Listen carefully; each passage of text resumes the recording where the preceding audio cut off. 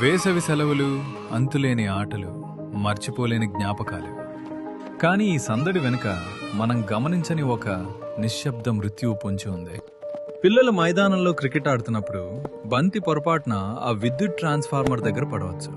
ఆ బంతిని తెచ్చే తొందరలో ఆ చిన్నారి చేతులు లైవ్ వైర్లను తాకవచ్చు. గుర్తుంచుకోండి, ఆ ఒక్క సెకను ఉత్సాహం జీవితాంతం తీరని వేదనగా మిగిలిపోవచ్చు.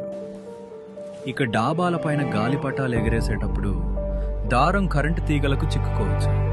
ఆ గాలిపటాన్ని తీయడానికి పిల్లలు పొరపాటున ఇనుప చువ్వలను గాని తడి కర్రలను గాని వాడితే ఆ తీగల్లో ప్రవహించే వేల వోల్టుల విద్యుత్తు వారి ప్రాణాలను నిలువునా హరిస్తుంది.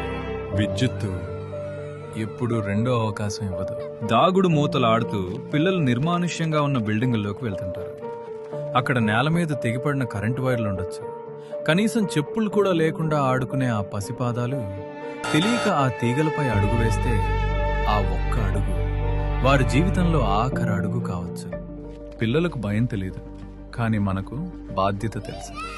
విద్యుత్తు శక్తివంతమైనది, దాన్ని గౌరవించండి. మీ పిల్లలకి ఈ ప్రమాదాల గురించి ఈ రోజే వివరించండి. ముందు జాగ్రత్తే మన ప్రాణాలకు రక్ష. సురక్షితంగా ఉండండి, మీ కుటుంబాన్ని కాపాడుకోండి.